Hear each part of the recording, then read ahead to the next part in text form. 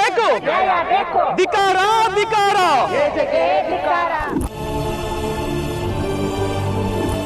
ಇಷ್ಟು ದಿನ ನಿನ್ನ ಸಾಮ್ರಾಜ್ಯನ ಬೀಳ್ಸೋದಕ್ಕೆ ನಿನ್ನ ಕೆಟ್ಟ ಹೆಸರು ತರೋದಕ್ಕೆ ಒಬ್ಬ ವ್ಯಕ್ತಿ ಪ್ರಯತ್ನ ಪಡ್ತಿದ್ದಲ್ವಾ? ಅದು ಬೇರೆ ಯಾರು ಅಲ್ಲ, ನೀವು ಸಾಕ್ ಬೆಳೆಸಿರೋ ಮಗ ಕಿಶೋರ್.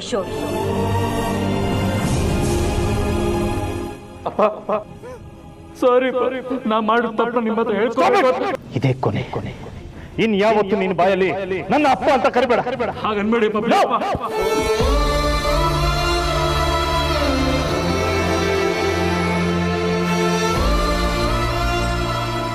ಕತ್ಲಲ್ಲಿ ಕೂತಿದ್ದಾರೆ. ಬೆಳಗ್ಗೆ ಬರೋ ಟೈಮಲ್ಲಿ ಈ ಥರ ಕತ್ಲಲ್ಲಿ ಕೂತ್ರೆ ವಿಧಿಗೆ ಅವಮಾನ ಅಲ್ವಾ? ನಾನೇ ಲೈಟ್ ಹಚ್ತೀನಿ.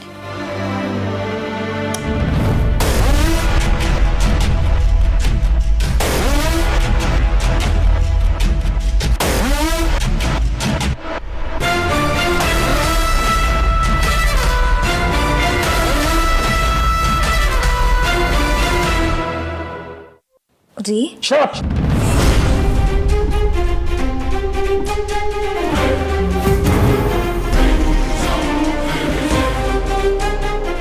ಲೈಟ್ ಹಾಕೊಂಡು ಮತ್ತೆ ಒಬ್ಬನೇ ಯೋಚನೆ ಮಾಡ್ತಾ ಕೂತಿರೋದು ಕಾಣಿಸ್ಲಿಲ್ವಾ ನನಗೆ? ರೀ ಅದು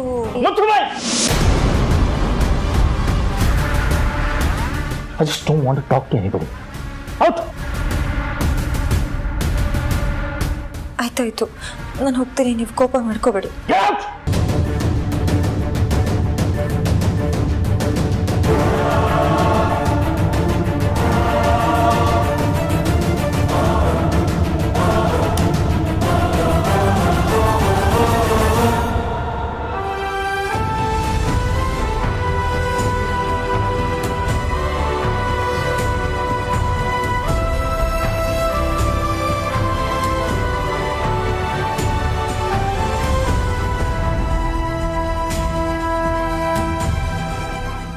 ಅವ್ರು ಬರಲಿಲ್ಲ ಅಂದಿದ್ರೆ ಅವ್ರು ನಮ್ಮ ಜೊತೆಲೇ ಇದ್ಕೊಂಡು ಅದು ಏನೇನು ಮಾಡ್ತಿದ್ರು.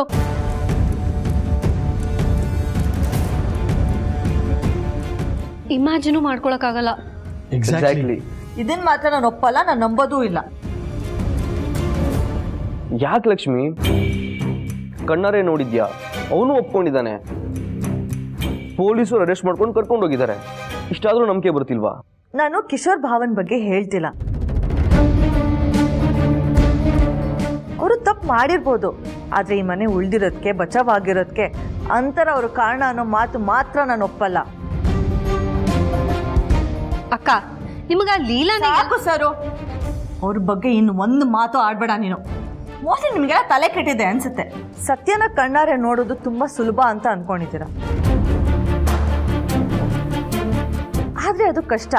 ನಾನು ನೋಡಿದ್ನೆಲ್ಲ ಸತ್ಯ ಅಂತ ಅನ್ಕೊಂತಿದ್ದೆ, ಆದರೆ ನಿಜವಾದ ಸತ್ಯ ಗೊತ್ತಾಗೋದಕ್ಕೆ ತುಂಬ ಟೈಮ್ ಹಿಡಿತು. ನಾನು ತಿದ್ಕೊಂಡಿದ್ದೀನಿ, ನಿಮಗೂ ಆ ಟೈಮ್ ಬರುತ್ತೆ. ಸತ್ಯ ಅಂದ್ರೇನು, ಲೀಲಾ ಅತ್ತೆ ಅಂದ್ರೆ ಏನು ಅಂತ ತಿಳ್ಕೊಳ್ಳೋದಿನ ತುಂಬ ದೂರ ಏನಿಲ್ಲ. ಲೀಲಾ ಅತ್ತೆಯಿಂದ ಈ ಮನೆ ಬಚಾವಾಗಿಲ್ಲ ಅಂತ ಎಷ್ಟು ಸುಲಭವಾಗಿ ಹೇಳ್ತೀಯ ಸರು? ಡೇ 1 ಇಂದ ಲೆಕ್ಕ ಕೊಡ್ತೀನಿ. ಈ ಮನೆ ಮರ್ಯಾದೆ, ಘನತೆ, ಗೌರವ ಉಳಿಸ್ಕೊಳ್ಳೋಕೆ ತಮ್ಮ ಪ್ರಾಣ ಒತ್ತೆ ಇಟ್ಟು ಎಷ್ಟು ಸಲ ಹೋರಾಡಿದ್ದಾರೆ. ತುಂಬ ಹಿಂದೆ ಅನ್ಬೇಡ, ರೀಸೆಂಟಾಗಿ ಆಯ್ತಲ್ಲ ಅದನ್ನೇ ಹೇಳ್ತೀನಿ. ನಮ್ಮ ಗಂಡಂದ್ರು ಒಬ್ರು ರೌಡಿ ಹತ್ರ ಸಾಲ ಮಾಡ್ಕೊಂಡಾಗ ಶೇರ್ಸ್ ಎಲ್ಲ ಬರ್ಕೊಟ್ಟಿದ್ಯಾರು? ಲೀಲಾ ಅತ್ತೆ. ಹೋಟೆಲ್ದು ಪ್ರಾಬ್ಲಮ್ ಆದಾಗ ಎಲ್ರೂ ಮುಂದೆ ಏಜೆ ಏನು ಅಂತ ಪ್ರೂವ್ ಮಾಡಿದ್ಯಾರು? ಲೀಲಾ ಅತ್ತೆ. ಇದೇ ಅಂತಾರವ್ರ ಮನೆಗೆ ಬಂದಾಗ ತನ್ನ ಸ್ಥಾನನ ಕಿತ್ಕೊಳ್ಳೋಕೆ ಬಂದಿರೋ ಹೆಣ್ಣು ತಾಳಿ ಕಟ್ಟೋದು ಕೈ ತಪ್ಪಿದ್ದು ಇದೇ ಹೆಣ್ಣಿಂದ ಅಂತ ಗೊತ್ತಿದ್ರು ಒಬ್ಬ ತಾಯಿ ಮಗುನ ಹೇಗೆ ಸೇವೆ ಮಾಡ್ತಾಳೋ ಹಾಗೆ ಸೇವೆ ಮಾಡಿ ಚೆನ್ನಾಗಿ ನೋಡಿಕೊಂಡು ಇದೇ ನೀನು ಅತ್ತೆ ಅತ್ತೆ ಅಂತ ಕರೆಯೋಂಥ ಅವಕಾಶ ಮಾಡಿಕೊಟ್ಟಿದ್ಯಾರೋ? ಲೀಲಾ ಅತ್ತೆ. ಇವತ್ತೇನೋ ಆಗೋಯ್ತು, ಅವ್ರನ್ನ ಹೊಗಳಕ್ಕೆ ಬರ್ತಿದ್ದೀರಾ ಅಂತ ನಾನು ಹೇಳ್ತಿಲ್ಲ. ಈ ಹಿಂದೆ ಲೀಲಾ ಅತ್ತೆ ನಮ್ಮನ್ನು ಕಾಪಾಡಿರೋ ಎಷ್ಟೊಂದು ಎಕ್ಸಾಂಪಲ್ಸ್ ಇದೆ, ಅದನ್ನು ನೋಡಿ ಹೇಳ್ತಾ ಇದ್ದೀನಿ. ಅದನ್ನು ಸ್ವಲ್ಪ ನೆನ್ಪಿಟ್ಕೊಳ್ಳಿ. ಲಕ್ಷ್ಮಿ, ಲಕ್ಷ್ಮಿ ಬಿಡಿ ಬಾವ, ಅಕ್ಕಂದು ಯಾವಾಗ್ಲೂ ಇದೇ ಆಗೋಯ್ತು. ಮನೆಯಲ್ಲಿ ಇಷ್ಟು ದೊಡ್ಡದಾಗಿ ಬೆಂಕಿ ಹತ್ಕೊಂಡು ಬೂದಿ ಆಗಿದೆ. ಇವರು ಆ ಲೀಲಾ ಪರವಾಗಿ ಮಾತಾಡ್ತಿದ್ದಾರೆ. ನನಗಂತೂ ಅರ್ಥನೇ ಆಗ್ತಿಲ್ಲ.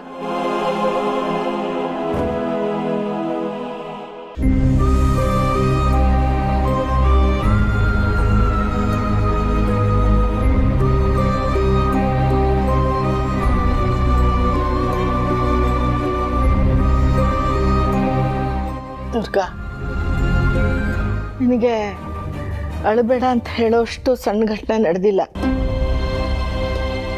ಜೀವನೇ ಬೆಂದು ಹೋಗೋಷ್ಟು ಕೆಟ್ಟ ಘಟನೆ ಆಗಿರೋದು. ಆದರೆ ನೀನು ಕಣ್ಣೀರು ನೋಡ್ತಿದ್ರೆ ನಿನಗೆ ಸಮಾಧಾನ ಮಾಡದೇ ಇರೋಕ್ಕೂ ಆಗ್ತಿಲ್ಲ, ಹಾಗಂತ ಸಮಾಧಾನ ಮಾಡೋಕ್ಕೂ ಆಗ್ತಿಲ್ಲ. ಅಜ್ಜಿ, ನನಗೆ ಈ ವಿಷಯ ತುಂಬಾ ದಿನದಿಂದನೇ ಗೊತ್ತಿತ್ತು.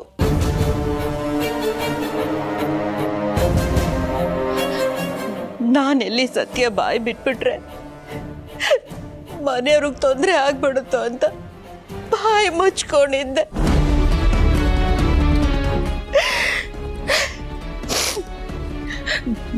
ನನ್ನ ಗಂಡ ಜೈಲ್ಗೆ ಹೋದ ಅಂತ ನಾನು ಅಳ್ತಿಲ್ಲ ಅಜ್ಜಿ, ನಾನು ಅಳ್ತಿಲ್ಲ. ತಪ್ಪು ಮಾಡಿದವ್ರು ಯಾರೇ ಆಗಿರಲಿ, ಅದು ಗಂಡ ಆಗಲಿ ತಂದೆ ಆಗಲಿ, ಶಿಕ್ಷೆ ಆಗಲೇಬೇಕು. ಆದ್ರೆ ನನ್ನ ಈ ಕಣ್ಣೀರಿಗೆ ಕಾರಣ ನನ್ನ ಗಂಡ ಜೈಲ್ಗೆ ಹೋದ್ರು ಅಂತ ಅಲ್ಲ. ಮತ್ತಿನ್ಯಾವ ವಿಷಯ ನಮ್ಮ ಎಲ್ಲ ಸಮಸ್ಯೆನೂ ಇವತ್ತೇ ಬಗೆಹರಿದ್ಬಿಡುತ್ತೆ. ನಮ್ಮನೆ ಮುಂಚಿನಾಗ ಆಗತ್ತೆ ಅಂತ ಅನ್ಕೊಂಡು ಈ ದಿನ ಶುರು ಮಾಡಿದೆ.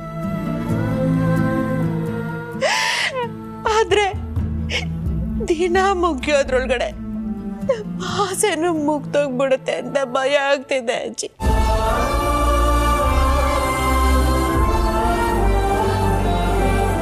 ನೀನೇನು ಹೇಳ್ತಿದ್ಯೋ ನನಗೆ ಅರ್ಥ ಆಗ್ತಿಲ್ಲ ದುರ್ಗಾ. ಅರ್ಥ ಮಾಡಿಸ್ಲೇಬೇಕು ಅಂತ ನಾವು ತಯಾರಾಗಿದ್ವಿ ಅಜ್ಜಿ, ಆದ್ರೆ ಅದಾಗ್ಲಿಲ್ಲ. ಹಾಗಂತ ಸತ್ಯ ತುಂಬಾ ದಿನ ಒಳಗಿರೋದಿಲ್ಲ ಅಜ್ಜಿ, ಅದು ಹೊರಗೆ ಬರಲೇಬೇಕು, ಬಂದೇ ಬರುತ್ತೆ. ಮೇಡಮ್, ಈ ವಿಷಯದಲ್ಲಿ ನಾನು ತುಂಬ ಚಿಕ್ಕವನು. ನಿಮಗೆ ಸಮಾಧಾನ ಮಾಡೋ ಅರ್ಹತೆನೂ ನಮಗಿಲ್ಲ. ಆದರೂ ಸಮಾಧಾನ ಮಾಡ್ಕೊಳ್ಳಿ ಮೇಡಮ್. ವಿಶ್ವರು, ಸಾರಿ. ನಮ್ಮಿಂದ ನಿಮ್ಮ ಲೈಫಲ್ಲಿ ನಡಿಬೇಕಾಗಿರೋ ಒಂದು ಹಂತ ಅಲ್ಲಿಗೆ ನಿಂತೋಯ್ತು, ಕ್ಷಮಿಸಿ. ಛೇ, ಇದನ್ನ ನಾವು ಯೋಚನೆ ಕೂಡ ಮಾಡಿಲ್ಲ ಮೇಡಮ್. ಇದಕ್ಕೆ ನೀವ್ಯಾಕೆ ಸಾರಿ ಕೇಳ್ತೀರಾ? ಮೇಡಮ್, ನಿಮ್ಮ ನೋವು ಮುಂದೆ ನಮ್ಮ ಪ್ರಾಬ್ಲಮ್ ಏನು ದೊಡ್ಡದಲ್ಲ ಮೇಡಮ್. ಆದರೆ ನಮ್ಮ ಬಾಸ್ ಯಾವಾಗಲೂ ಒಂದು ಮಾತು ಹೇಳ್ತಿದ್ರು, ನಮ್ಮ ಲೈಫಲ್ಲಿ ಏನಾದರೂ ಒಳ್ಳೇದು ನಡೀತು ಅನ್ನೋ ಟೈಮಲ್ಲಿ ಏನಾದರೂ ತಡೆ ಬಂದರೆ ಆ ಕೆಲಸ ಹಾಗೆ ಆಗುತ್ತೆ ಅಂತ ಹೇಳ್ತಿದ್ರು. ನೀವೇನು ಅಂದ್ಕೊಂಡಿದ್ದೀರೋ ಅದಾಗಿಲ್ಲ ಅಂತ ಇವತ್ತು ಕಣ್ಣೀರು ಹಾಕ್ತಿದ್ದೀರಾ ಅಂದರೆ ಸದ್ಯದಲ್ಲಿ ಅದು ಹಾಗೆ ಆಗುತ್ತೆ ಮೇಡಮ್. ನಿಜ ದುರ್ಗಾ, ರೂಪ ಹೇಳಿರೋ ಮಾತು 100ಕ್ಕೆ 100 ನಿಜ.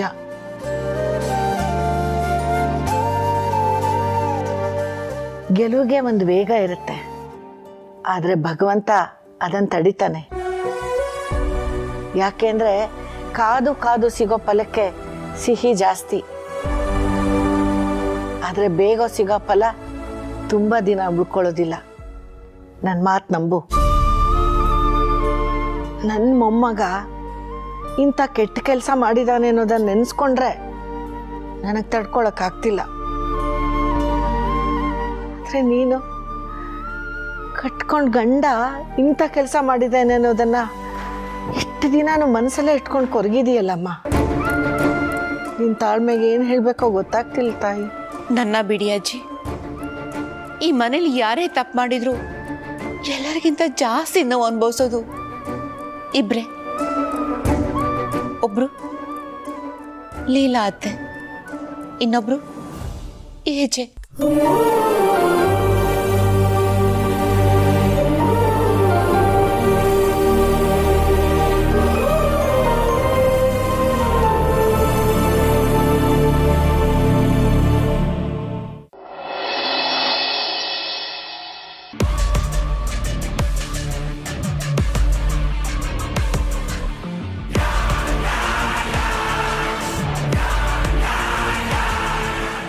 ಕುರಿನ ಕಾಯೋಕೆ ತೋಳನ ತಂದ್ಬಿಟ್ರು. ಕೊಟ್ಟಿಗೆಯಲ್ಲಿ ಒಂದೊಂದೇ ಕುರಿ ಕಾಣೆ ಆಗ್ತಾ ಹೋದಾಗೆ ಅನುಮಾನ ಬಂದು ಕೊಟ್ಟಿಗೆಗೆ ಯಜಮಾನ ಕಾಲಿಟ್ಟ. ಆದರೆ ಅವನಿಗಾಗಲೇ ಗೊತ್ತಾಗಿತ್ತು ತಂದಿದ್ದು ತೋಳ ಅಲ್ಲ, ಹೆಣ್ಣು ಹುಲಿ ಅಂತ.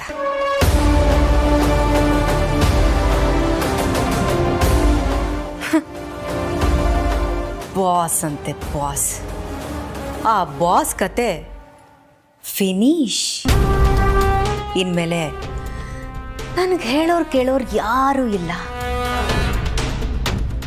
ಇನ್ಮೇಲೆ ನಂದೇ ಎಲ್ಲ. ಇಲ್ಲಿ ನಾನೇ ಎಲ್ಲ. ಒಂದು ಕಾಲದಲ್ಲಿ ನನ್ನ ಮೇಲೆ ಸವಾರಿ ಮಾಡ್ತಿದ್ದ.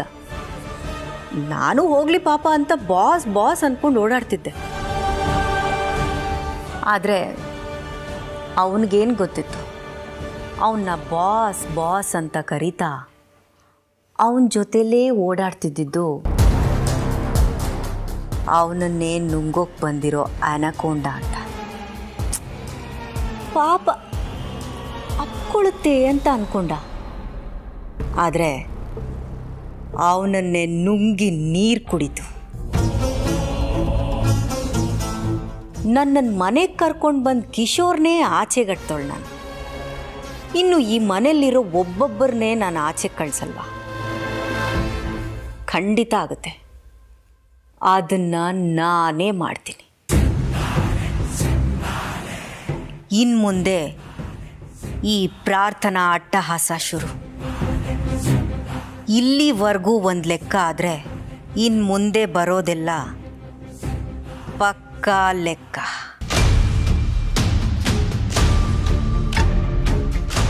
ಪೈಸಾ ಪೈಸಾನು ಸೇರಿಸಿ ಎಲ್ಲನೂ ವಾಪಸ್ ಕೊಡ್ತೀನಿ. ಈ ಕ್ಷಣದಿಂದ ಈ ಮನೆ ರಣರಂಗ ಆಗುತ್ತೆ. ಅದನ್ನ ನಾನೇ ಮಾಡ್ತೀನಿ.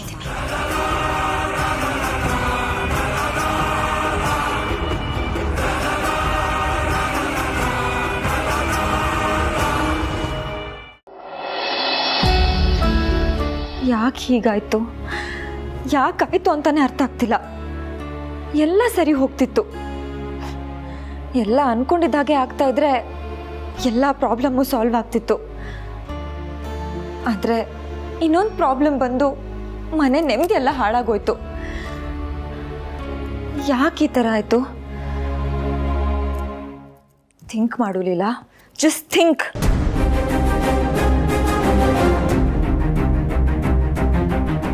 ಕಿಶೋರು ತಾನು ಮಾಡಿದ ತಪ್ಪನ್ನು ನನ್ನ ಗಂಡನ ಹತ್ರ ಹೇಳ್ಕೊಳ್ಳೋಕ್ಕೆ ನಿಜ ಹೇಳಕ್ಕೆ ಹೋಗ್ತಾರೆ. ಆದರೆ ನನ್ನ ಗಂಡ ಅವಕಾಶನೇ ಕೊಡಲ್ಲ. ಆಮೇಲೆ ಮಾತಾಡ್ತೀನಿ ಅಂತ ಹೇಳ್ತಾರೆ. ಆಮೇಲೆ ಕಿಶೋರು ದುರ್ಗಾ ಅವ್ರ ಹತ್ರ ಹೋಗ್ತಾರೆ, ಕ್ಷಮೆ ಕೇಳ್ತಾರೆ. ಆದರೆ ದುರ್ಗಾ ಯಾವುದೇ ಕಾರಣಕ್ಕೂ ಆ ಕ್ಷಮೆನ ಒಪ್ಕೊಳ್ಳಲ್ಲ. ಆದರೆ ಅವ್ರು ಮಾಡಿದ ತಪ್ಪಿಗೆ ಶಿಕ್ಷೆ ಆಗಲೇಬೇಕು ಅಂತ ಅವ್ರು ಅನ್ಕೋತಾರೆ. ಸೊ ಫಸ್ಟು ಆ ಪ್ರಾರ್ಥನಾನ ಮನೆಯಿಂದ ಹೊರಗಡೆ ಕಳಿಸ್ಬೇಕು ಅಂತ ಅನ್ಕೋತಾರೆ. ಪ್ರಾರ್ಥನಾ ಹತ್ರ ಹೋಗ್ತಾರೆ. ಇರೋ ಹಣ, ಒಡವೆ ಎಲ್ಲನೂ ಪ್ರಾರ್ಥನಾ ಕೊಟ್ಟು ನೀನು ಈ ಮನೆಯಿಂದ ಹೊರಗಡೆ ಹೋಗು ಅಂತ ಹೇಳ್ತಾರೆ. ಪ್ರಾರ್ಥನಾ ಈಸಿಯಾಗಿ ಒಪ್ಕೋತಾಳೆ. ಸೊ ಇನ್ನೇನು ಪ್ರಾರ್ಥನಾ ಮನೆಯಿಂದ ಹೊರಗಡೆ ಹೋದ್ಲು. ಎಲ್ಲ ಪ್ರಾಬ್ಲಮ್ಮು ಸಾಲ್ವ್ ಆಯಿತು ಅಂತ ನಾವು ಸೆಲೆಬ್ರೇಷನ್ ಮಾಡೋ ಟೈಮಲ್ಲಿ ಪ್ರಾರ್ಥನಾ ಪೊಲೀಸ್ನ ಮನೆಗೆ ಕರ್ಕೊಂಡು ಬರ್ತಾಳೆ. ಸೊ ಇದನ್ನೆಲ್ಲ ಯೋಚನೆ ಮಾಡ್ತಾ ಇದ್ರೆ ನಮಗೆ ಸುಳ್ಳು ಹೇಳ್ತಿರೋದು, ಮೋಸ ಮಾಡ್ತಿರೋದು ಪ್ರಾರ್ಥನಾ ಅಂತ ಕ್ಲಿಯರಾಗಿ ಗೊತ್ತಾಗ್ತಾ ಇದೆ. ಕಿಶೋರು ಜೈಲಿಗೆ ಹೋಗೋಕ್ಕಿಂತ ಮುಂಚೆ ಮನೆ ಜವಾಬ್ದಾರಿ ಎಲ್ಲ ನನಗೆ ಕೊಟ್ಟು ಹೋಗಿದ್ದಾರೆ. ಅವರಲ್ಲಿ ಪಶ್ಚಾತ್ತಾಪ ಪಡಲಿ. ಬಟ್ ನಾನಿಲ್ಲಿ ನನಗೆ ಕೊಟ್ಟಿರೋ ಜವಾಬ್ದಾರಿನ ನೀಟಾಗಿ ನಿಭಾಯಿಸಬೇಕು. ಬಟ್ ಎಲ್ಲದಕ್ಕಿಂತ ಮೊದಲು ನನ್ನ ಗಂಡನ ಹತ್ರ ಹೋಗಿ ನಿಜ ಹೇಳಬೇಕು. ಅವಳು ಅಂತ್ರ ಅಲ್ಲ, ಪ್ರಾರ್ಥನಾ ಅಂತ ಹೇಳಬೇಕು. ಅವ್ರಿಗೆ ಒಪ್ಕೊಳ್ಳೋಕೆ ಕಷ್ಟ ಆಗುತ್ತೆ. ಬಟ್ ನಾನು ಈ ನಿಜ ಹೇಳಲಿಲ್ಲ ಅಂದರೆ ಸಿಕ್ಕಾಪಟ್ಟೆ ಪ್ರಾಬ್ಲಮ್ ಆಗುತ್ತೆ. ಇಲ್ಲ, ಈ ಥರ ಆಗಬಾರ್ದು. ಬಟ್ ಆ ಪ್ರಾರ್ಥನಾ ಇನ್ನೊಂದು ದೊಡ್ಡ ಪ್ಲ್ಯಾನ್ ಮಾಡೋದ್ರೊಳಗೆ ಅವಳ ರೆಕ್ಕೆನ ಕಟ್ ಮಾಡಿ ಬಿಸಾಕಬೇಕು, ಇಲ್ಲಾಂದರೆ ಸಮಸ್ಯೆ ಆಗುತ್ತೆ.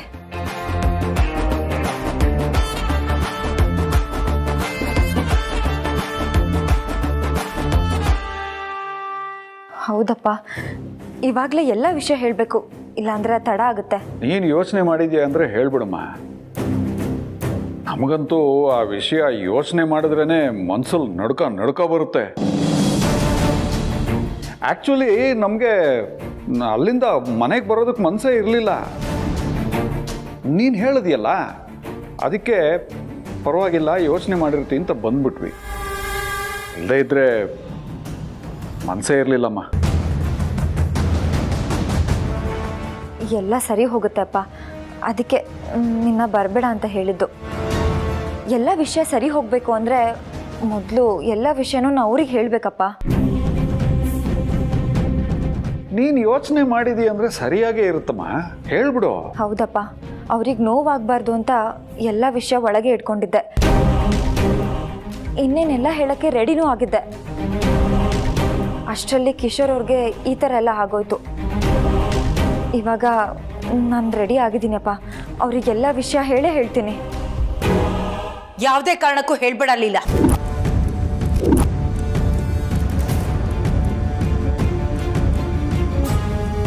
ಕೌಸಲ್ಯ, ಏನೇ ಹೇಳ್ತಾ ಇದೀಯ ನೀನು?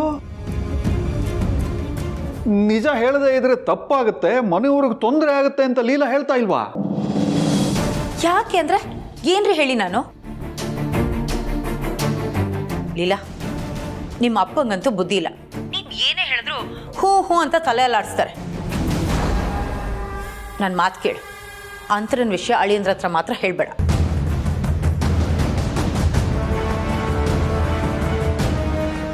ಅದಕ್ಕೆ ಕಾರಣ ಕೊಡು ಅಮ್ಮ. ಇವಾಗ ಹೇಳಬೇಕು ಅನ್ನೋದಕ್ಕೆ ನಾನು ಕಾರಣ ಕೊಟ್ಟೆ, ಹಾಗೆ ಯಾಕೆ ಹೇಳಬಾರ್ದು ಅನ್ನೋದಕ್ಕೆ ನೀನು ಕಾರಣ ಕೊಡು. ಅದು ಅದು ನೋಡಮ್ಮ ಲೀಲಾ, ಮನುಷ್ಯನಿಗೆ ಒಂದೇ ಸಲ 2-3 ಆಘಾತ ಕೊಟ್ಟರೆ ಅದನ್ನು ಹೇಗೋ ಸಹಿಸ್ಕೊಳ್ತಾನೆ. ಆದರೆ ಒಂದು ಆಘಾತನೇ ಸಹಿಸ್ಕೊಳ್ಳೋಕೆ ಆಗದೆ ಇದ್ದಾಗ 2-3 ಆಘಾತ ಕೊಟ್ಟರೆ ಅವನ ಕೈಯಲ್ಲಿ ಸಹಿಸ್ಕೊಳ್ಳೋದಕ್ಕಾಗಲ್ಲ. ಅದಕ್ಕೆ ಹೇಳ್ತಾ ಇರೋದು, ದಯವಿಟ್ಟು ಈ ವಿಷಯನ ಅಳಿಯಂದ್ರಿಗೆ ಹೇಳಬೇಡ. ಅಲ್ಲ ಅಮ್ಮ, ಹಾಗಾಗುತ್ತೆ ಹೀಗಾಗುತ್ತೆ ತಪ್ಪಾಗುತ್ತೆ ಅಂತ ನಾನು ಯೋಚನೆ ಮಾಡಿದ್ರೆ ಮುಂದೆ ಇಡೀ ಮನೆ ಜನ ಸಫರ್ ಆಗಬೇಕು. ಏನೂ ಆಗಲ್ಲ, ನನ್ನ ಮಾತು ಕೇಳು. ಅಂತರನ ಬಗ್ಗೆ ಅಳಿಯಂದ್ರ ಹತ್ರ ಮಾತ್ರ ಹೇಳಬೇಡ. ಮುಂದೆ ಒಂದಿನ ಒಳ್ಳೆ ಟೈಮ್ ಬರುತ್ತೆ, ಆಗ ಹೇಳಿದ್ರೆ ಆಯ್ತು. ಆದರೆ ಈಗ ಮಾತ್ರ ಹೇಳಬೇಡ, ನಿಂಗೆ ಕೈ ಮುಗಿತೀನಿ. ಹೌದಮ್ಮ, ಮೊದಲೇ ಒಂದು ಆಘಾತದಲ್ಲಿರೋ ಅಳಿಯಂದ್ರಿಗೆ ಹೆಂಡ್ತಿನೂ ಹೀಗೆ ಅಂತ ಗೊತ್ತಾಗ್ಬಿಟ್ರೆ ಅವ್ರನ್ನ ಸಮಾಧಾನ ಮಾಡೋದೇ ಕಷ್ಟ ಆಗ್ಬಿಡುತ್ತೆ. ಆ ಭಗವಂತನೇ ಬಂದರೂ ಅವ್ರ ದುಃಖನ ದೂರ ಮಾಡೋಕ್ಕಾಗಲ್ಲ. ನೀನು ಹೇಳದೇ ಇರೋದೇ ಒಳ್ಳೇದು ಅನ್ಸುತ್ತೆ. ಈಗಲಾದರೂ ಗೊತ್ತಾಯ್ತಲ್ಲ. ಸರಿ ಅಮ್ಮ, ನೀನು ಇಷ್ಟೆಲ್ಲ ಹೇಳ್ತಿದ್ದೀಯ ಅಂದರೆ ನಿನ್ನ ಮಾತು ನನ್ನ ಮೀರಲ್ಲ. ಟೈಮ್ ಬಂದಾಗ ಹೇಳ್ತೀನಿ.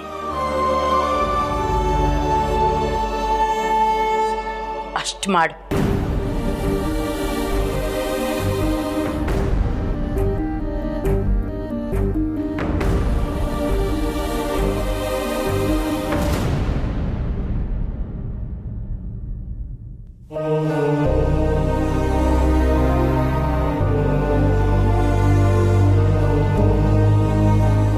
ಏಜಿ,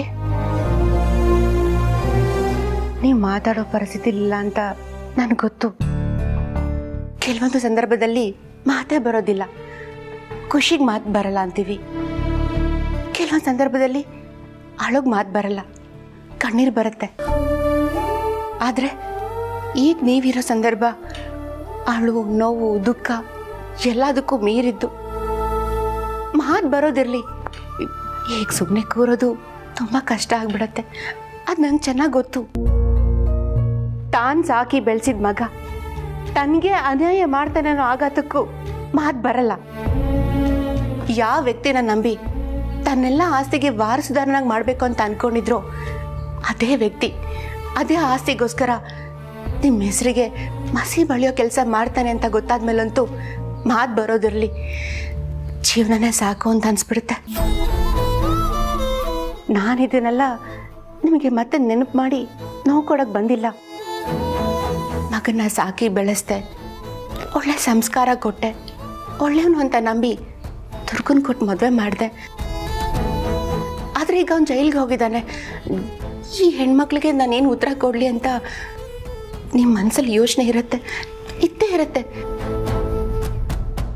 ಅದಕ್ಕೋಸ್ಕರ ನಾನೇ ಬಂದಿದ್ದೀನಿ. ಈ ಯೋಚನೆ ನಿಮ್ಮ ಮನಸ್ಸಲ್ಲಿದ್ದರೆ ಈ ಕೂಡಲೇ ಅದನ್ನು ತೆಗೆದಾಕಿ. ಕಿಶೋರ್ ಜೈಲಿಗೆ ಹೋಗಿರೋದ್ರಲ್ಲಿ ನನಗೆ ಯಾವುದೇ ರೀತಿ ನೋವಿಲ್ಲ.